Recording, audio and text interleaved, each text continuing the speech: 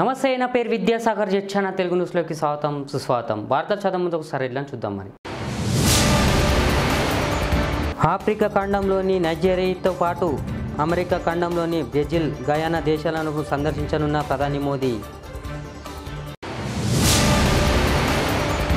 వయనాడ్ ప్రజలు ఒక్క ఛాన్స్ ఇస్తారని భావిస్తున్న ప్రియాంక గాంధీ వ్యాఖ్య.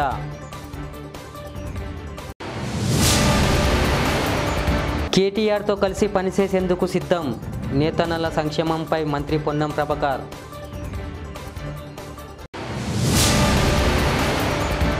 మీ బెదిరింపులకు బీఆర్ఎస్ భయపడదు, పట్నం నరేందర్ రెడ్డి రైతులను విడుదల చేయాలి, మాజీ మంత్రి హరీష్ రావు. మహిళలకు నెలకు రూపాయలు 1500, సీఎం చంద్రబాబు కీలక నిర్ణయం. భారత ప్రధానమంత్రి నరేంద్ర మోదీ 2 ఖండాల్లో 3 దేశాల పర్యటించనున్నారు. నవంబర్ 16 నుంచి 21 వరకు ఆయన ఆఫ్రికా ఖండంలోని నైజీరియాతో పాటు దక్షిణ అమెరికా ఖండంలోని బ్రెజిల్, గయానా దేశాలను సందర్శించనున్నారు. గ్లోబల్ సౌత్ నినాదంతో ప్రపంచంలోని దక్షిణ దిక్కున ఉన్న దేశాల గళాన్ని బలంగా వినిపిస్తున్న ప్రధాని మోదీకి ఈ 3 దేశాల పర్యటన ఊహాత్మక ప్రాధాన్యతగా మారింది. వయనాడులో కేరళలోని వయనాడు లోక్సభ ఉప ఎన్నికల పోలింగు కొనసాగుతుంది. ఈ నేపథ్యంలో పలు పోలింగ్ కేంద్రాలను కాంగ్రెస్ తరపున పోటీ చేస్తున్న ఆ పార్టీ ప్రధాన కార్యదర్శి ప్రియాంక గాంధీ వాద్రా పరిశీలించారు. ఈ సందర్భంగా ఆమె మాట్లాడుతూ ఈ ఎన్నికల్లో ప్రజలు తనకు ఓ అవకాశం ఇస్తారని ఎదురుచూస్తున్నట్లు పేర్కొన్నారు ప్రియాంక. వారు తనపై చూపించిన ప్రేమను తిరిగి ఇవ్వాలనుకుంటున్నట్లు వెల్లడించారు ప్రియాంక గాంధీ.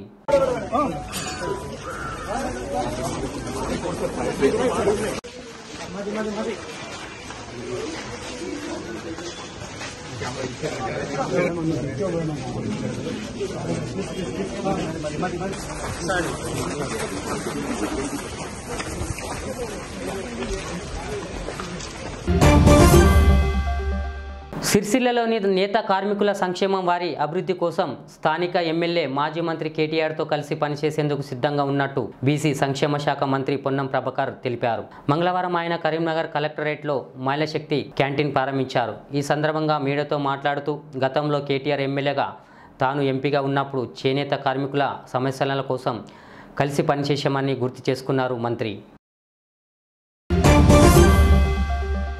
మాజీ ఎమ్మెల్యే పట్నం నరేందర్ రెడ్డిని అక్రమ అరెస్టు చేయడం దుర్మార్గమని మాజీ మంత్రి హరీష్ రావు తెలిపారు. లాగచల్ర అధికారులపై దాడి ఘటన కేసులో అరెస్టు చేయడాన్ని హరీష్ రావు ఖండించారు. పాలన గాలికి వదిలి అరెస్టులు, అక్రమ కేసులు, ముందస్తు నిర్బంధాలు విధిస్తూ రాజకీయ కక్ష తీర్చుకోవడం సిగ్గుచేటని హరీష్ రావు మండిపడ్డారు.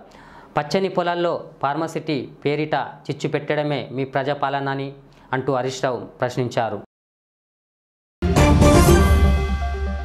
సీఎం చంద్రబాబు సారథ్యంలోని కూటమి ప్రభుత్వం సూపర్ 6 పథకాలకు బడ్జెట్లో భారీగా నిధులు కేటాయింపు చేసింది. అందులో భాగంగా 19 ఏళ్ల నుంచి 59 ఏళ్ల మధ్య ఉన్న ఎస్సీ, ఎస్టీ, బీసీ, మైనారిటీ, ఆర్థికంగా వెనుకబడిన వర్గాలకు చెందిన మహిళలకు నెలకు రూపాయలు 1500 చొప్పున ఆర్థిక సహాయం అందించనుంది. ఈరోజు గాంధీభవన్లో మంత్రులతో ముఖాముఖి కార్యక్రమం జరిగింది. ఈ కార్యక్రమానికి రెవెన్యూ మంత్రి పొంగులేటి శ్రీనివాసరెడ్డి హాజరయ్యారు. కొంతకాలంగా గాంధీభవన్లో ముఖాముఖి కార్యక్రమం కొనసాగుతున్న సంగతి మనకందరికీ తెలిసిందే. ఈరోజు ఉదయం 11 గంటల నుంచి మధ్యాహ్నం 2 గంటల వరకు ఈ కార్యక్రమం కొనసాగనుంది. ప్రజావాణిని ఏర్పాటు చేసిన ప్రారంభంలో అక్కడికి ప్రజలు తమ సమస్యలు పరిష్కారం కోసం వెళ్లారు. కానీ ప్రభుత్వం తీరు, వివిధ సమస్యలపై అక్కడ నిరసన కార్యక్రమాలు జరగడంతో ఆ ప్రాంతంలో బారికేళ్లతో భద్రత ఏర్పాటు చేశారు. ఆంధ్రప్రదేశ్ అసెంబ్లీలో ఈరోజు ఉదయం ప్రశ్నోత్తరాల సమయంలో BJP MLA Vishnukumar Raju 1998 DSC బాధితులపై ప్రభుత్వాన్ని ప్రశ్నించారు. దీనిపై స్పందించిన విద్యాశాఖ మంత్రి నారా లోకేష్ విష్ణుకుమార్కు ప్రశ్నలకు సమాధానం ఇచ్చారు. 1998 డిఎస్సి బాధితుల్లో కొందరికి పోస్టులు ఇచ్చామని ఆయన తెలిపారు. 600 ఖాళీలు ఉన్నాయని పేర్కొన్నారు. త్వరలో వీటిని భర్తీ చేస్తామని తెలిపారు లోకేష్. లీగల్ సమస్యలు రాకుండా డిఎస్సి నోటిఫికేషన్ ఇచ్చి వచ్చే ఏడాది ఈ ప్రక్రియ పూర్తి చేస్తామని పేర్కొన్నారు. 2014 నుంచి 2019 మధ్యన చంద్రబాబు నాయుడు గారు చాలా స్పష్టంగా రాజధాని ఒకటే ఉంటుంది కానీ అభివృద్ధి వికేంద్రీకరణ జరుగుతుందని ఆనాడు చెప్తాం జరిగింది అధ్యక్ష. దాంట్లో భాగంగా ఆనాడు ఉమ్మడి జిల్లాలకి ఒక్కొక్క సెక్టర్ ఫోకస్ అనేది ఇస్తాం జరిగింది అధ్యక్ష. ఒకసారి మనం చూస్తే కరువు ప్రాంతమైన అనంతపురానికి కియా మోటార్స్ తీసుకొచ్చారు, కర్నూలుకి అనేక రెన్యూబుల్ ఎనర్జీ సంస్థలు తీసుకొచ్చారు, చిత్తూరు కడపకి ఎలక్ట్రానిక్స్ మ్యానుఫ్యాక్చరింగ్ సంస్థలు తీసుకొచ్చారు. ఇంకో పక్కన నెల్లూరులో కూడా చూస్తే మన విండ్ టర్బైన్ మ్యానుఫ్యాక్చరింగ్ కానివ్వండి, సెల్ ఫోన్ తయారు చేసే సంస్థలు కానివ్వండి, ఇవన్నీ కూడా తీసుకొస్తాం జరిగింది. ఇంకో పక్కన ఉభయ గోదావరి జిల్లాలు కూడా పెద్ద ఎత్తున ఆనాడు ఆక్వాని కూడా ప్రోత్సహిస్తాం జరిగింది. ఇంకా ఉత్తరాంధ్రకు వచ్చే గల ఐటీని, మెడికల్ డివైసెస్ మ్యానుఫ్యాక్చరింగ్, ఫార్మా అని చాలా స్పష్టమైన కార్యాచరణ ఆనాడు చంద్రబాబు నాయుడు గారు నియమిస్తాం జరిగింది. దాంట్లో భాగంగా అధ్యక్ష మీరు ఒక్కసారి చూస్తే కేంద్ర ప్రభుత్వం అంటే రాష్ట్ర విభజన చట్టంలో ఉన్న సంస్థల్లో కూడా ఏదైతే ఆంధ్ర రాష్ట్రానికి ఇస్తానని హామీ ఇచ్చారో అది కూడా మీరు చూస్తే ఐఐటి తిరుపతికి, ఐఎం విశాఖపట్నంకి, ఐజర్ తిరుపతికి, ఇంకో పక్కన NIT Tadepalligudem, IIIT-DM Kurnool, central university Anantapur, ఇంకా సెంట్రల్ ట్రైబల్ యూనివర్సిటీ విజయనగరం జిల్లా కూడా అన్నాడు మన ప్రభుత్వం కూడా ఇష్టం జరిగింది. అంటే మీరు చూస్తే అభివృద్ధి వికేంద్రీకరణ అంటే ఇది అధ్యక్ష. అంతేగాని 500 కోట్ల రూపాయలు ఖర్చు పెట్టి ఒక ప్యాలెస్ కట్టుకుంటాం కాదు అధ్యక్ష. నాడు కేసీఆర్ పాలనలో 10 ఏళ్లు వెలుగులో బతికిన తెలంగాణలో ఈరోజు 11 నెలల కాంగ్రెస్ పాలనలో చీకట్లు అలుముకున్నాయని బీఆర్ఎస్ వర్కింగ్ ప్రెసిడెంట్ కేటీఆర్ తెలిపారు. పాడి పంటలు, పసిడి సంపదలతో కలకలలాడిన పల్లెలు ఈరోజు పోలీసు బుట్లు, చెప్పులతో అల్లాడుతున్నాయని ఆవేదన వ్యక్తం చేశారు కేటీఆర్. జేబు నిండా డబ్బులతో రుబాబ్గా బతికిన రైతన్నలు ఈరోజు చేతికి బేడీలు వేసి తింపుతున్నారని మండిపడ్డారు. నిన్న కొడంగల్లో జరిగింది అదేదో కుట్రతోనో అదేదో కువారంతోనో ఇంకో దాంతోనో జరిగింది కాదు. ఈ ముఖ్యమంత్రి యొక్క అనాలోచిత మూర్ఖ తుగ్లక్ విధానాల వల్లనే ఇవాళ ఒక్క కొడంగల్లో కాదు, మొన్న సంగారెడ్డి జిల్లా న్యాల్కల్ అక్కడ కూడా గొడవ జరిగింది. అక్కడ కూడా రైతులు మా భూములు ఇవ్వమని చెప్పి రోడ్డు ఎక్కినారు. కొడంగల్లో ఈరోజు కాదండి, దయచేసి నేను మీడియా మిత్రులను కోరుతా ఉన్న, ప్రజలకు కూడా వాస్తవాలు చెప్పండి. 6-7 నెలల కిందట, ఇంకెక్కువ 8-9 నెలల కిందట ముఖ్యమంత్రి సోదరుడు తిరుపతి రెడ్డి ఆయనకు ఒక ఫోన్ కాల్ వైరల్ అయింది. మీరు చూసే ఉంటారు, వినే ఉంటారు.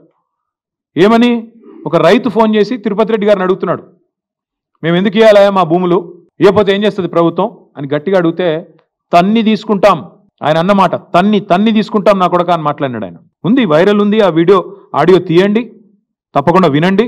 అంటే ఇది 6-7-8 నెలల నుంచి నడుస్తున్న కథ, రగులుతోంది కొడంగల్. మధ్యలో రైతులు ఒక్కసారి కాదు, అన్ని పార్టీల దగ్గర పోయినారు.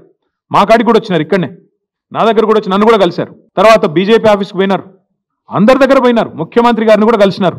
కలిసి చెప్పినారు, సార్ ఇది మంచిది కాదు, విరమించుకోండి. మొత్తం లంబాడ రైతులు, అక్కడ గిరిజన రైతులు, గిరిపుత్రులు, వాళ్ళందరూ పోయి అడిగినారు. అడిగితే పట్టించుకోకుండా ఏకపక్షంగా మేమేదో రారాజులం, చక్రవర్తులం, కొడంగల్ ఏదో మా సామ్రాజ్యం, మేము ఏదనుకుంటే అది జరగాల అనే పద్ధతుల్లో ఇవాళ మీరు తీసుకున్న అనాలోచిత పిచ్చి నిర్ణయం వల్లనే కొడంగల్ రగులుతున్నది. రోమ్ నగరం తగలబడుతుంటే నీరో చక్రవర్తి ఫిడేలు వాయించిండంట. ఈయన కథ కూడా అట్లే ఉంది. ఇవాళ కొడంగల్లో అగ్గి అంటుకుంటే, కొడంగల్లో ఇవాళ 16 మంది రైతులు జైలుకు పోతే, కొడంగల్ ఎమ్మెల్యే ఎన్నో ఆశలతో ప్రజలు గెలిపించిన ఎమ్మెల్యే, ముఖ్యమంత్రి అయి మమ్మల్ని ఉద్ధరిస్తారనుకుని గెలిపించిన ఎమ్మెల్యే ఎక్కడున్నాడండి నాకు అర్థం కాదు. మహారాష్ట్రలో ఢిల్లీ పెద్దలకు మూటలు మోస్తూ వాళ్ళకి ఇవాళ తాబేదారుగా ఇవాళ అక్కడ తిరుగుతా ఉన్నాడు. ప్రజల తరపున ప్రశ్నిస్తే పట్నం నరేందర్ రెడ్డిని అరెస్టు చేశారా అని మాజీ మంత్రి బీఆర్ఎస్ నాయకురాలు సబితా ఇంద్రారెడ్డి ప్రశ్నించారు. బుధవారం ఉదయం నరేందర్ రెడ్డి భార్యను సబిత పరామర్శించారు. ఈ సందర్భంగా సబితా ఇంద్రారెడ్డి మాట్లాడుతూ నరేందర్ రెడ్డి రైతుల కోసం పోరాటం చేశారని గుర్తు చేశారు. బీఆర్ఎస్ నేతలకు అరెస్టులు కొత్తేం కాదని పేర్కొన్నారు సబిత. గౌరవ ముఖ్యమంత్రి గారికి ఈ రోడ్డు విషయంలో మీరు మీ ఆఫీసర్లను పిలిచి మాట్లాడండి, లేదంటే మేము రైతుల పక్షాన రైతులతో పాటు మేము అందరం వచ్చి మిమ్మల్ని కలుస్తాం, మేము ఎక్స్ప్లెయిన్ చేస్తాం ఈ రోడ్డు అవసరం ఉందా లేదా. నిజంగానే 2 నెలల నుండి రైతులందరూ రోడ్డు మీద పడి బాధపడుతూ ఉన్న ఇందిరా పార్క్ దగ్గర వచ్చి ధర్నా చేసినా మేము ఇన్వాల్వ్ కాలేదు. కొన్ని రైతుల గోడు వింటుంది ప్రభుత్వం అని ఆలోచించినాం. కానీ 2 నెలలు 3 నెలలు అయినా మా రైతులు ఎంత చెప్పినా కూడా ఈ రోడ్డు వద్దు అని చెప్పినా కూడా మీరు వినని పరిస్థితిలో ఉన్నారు. కాబట్టి శాసనసభ్యురాలుగా నేను ఇక్కడ సపోర్ట్ వచ్చిన. నెక్స్ట్ టైం మీరు ఏం చేస్తారు, బీఆర్ఎస్ పార్టీ సపోర్ట్ చేసి అభివృద్ధిని అడ్డుకుంటుంది అంటారు. అభివృద్ధిని అడ్డుకోవట్లేదు, ఈ ప్రాంతం బాగా అభివృద్ధి జరగాలని ప్రతి క్షణం మీకు సహకరిస్తాం, కానీ ప్రజలకు ఇబ్బంది పెట్టొద్దని కోరుతా ఉన్నాను. ఎందుకంటే నిన్న కొడంగల్లో ఇష్యూ జరిగింది, వాళ్ళ ఆవేదన ఆక్రోశాన్ని వెళ్ళగక్కినప్పుడు బీఆర్ఎస్ పార్టీ సపోర్ట్ చేసింది అంటారు. బీఆర్ఎస్ పార్టీ రైతులు ఇబ్బందులో ఉన్నప్పుడు, ప్రజలు కష్టాల్లో ఉన్నప్పుడు ప్రతిపక్షంగా 10 సంవత్సరాలు పాలన చేసిన పార్టీగా ఖచ్చితంగా సపోర్ట్ చేస్తాం. కానీ వాళ్ళకి న్యాయం చేయాల్సిన బాధ్యత మీకుందా లేదా? వాళ్ళు రోడ్డు మీద పడకుండా ఆపాల్సిన బాధ్యత మీకుందా లేదా? వాళ్ళకి భరోసా కల్పించాల్సిన బాధ్యత మీకుందా లేదా? మీరే భరోసా కల్పిస్తే వాళ్ళు ఎందుకు రోడ్డుపైకి వస్తారు? మీరే భరోసా కల్పిస్తే వాళ్ళు ఎందుకు ఆవేశాన్ని వెళ్ళగక్కుతారు? మీరు భరోసా కల్పించలేరు కాబట్టి వాళ్ళు రోడ్డు మీదకి వచ్చినారు. రోడ్డు మీద పడి వాళ్ళు ఏడుస్తున్నప్పుడు ప్రతిపక్షంగా వెళ్లాల్సిన బాధ్యత మాకు ఉంటుంది. అది మర్చిపోతున్నారు ముఖ్యమంత్రి గారు. ఎందుకంటే గతంలో మీరు ఎన్ని మాట్లాడినారు, ప్రతిపక్షంలో ఉండి చూసినాం కదా. కానీ ఇప్పటికైనా ఆలోచించండి. ఇప్పటికైనా అనవసరమైన ల్యాండ్ అక్విజిషన్ ఆపేయండి, రైతులను ఇబ్బంది పెట్టండి.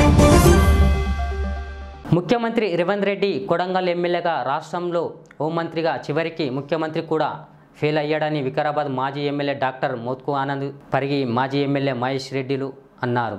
దీని కారణంగానే లాగచల్ర గ్రామ రైతులు అధికారులపై దాడికి పాల్పడ్డారని గుర్తు చేశారు. ఆఫ్రికా ఖండంలోని నైజీరియాతో పాటు అమెరికా ఖండంలోని బ్రెజిల్, గయానా దేశాలను సందర్శించనున్న ప్రధాని మోదీ. వయనాడ్ ప్రజలు ఒక్క ఛాన్స్ ఇస్తారని భావిస్తున్న ప్రియాంక గాంధీ వ్యాఖ్య.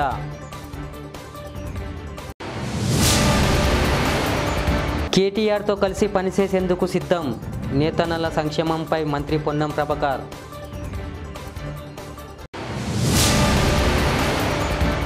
మీ బెదిరింపులకు బేరెస్ భయపడదు, పట్నం నరేందర్ రెడ్డి రైతులను విడుదల చేయాలి, మాజీ మంత్రి హరీష్ రావు. మహిళలకు నెలకు ₹1500, సీఎం చంద్రబాబు కీలక నిర్ణయం. చూస్తూనే ఉండండి జెట్ ఛానల్ తెలుగు న్యూస్. మళ్ళీ కలుద్దాం. లైక్ చేయండి, షేర్ చేయండి, సబ్స్క్రైబ్ చేయండి.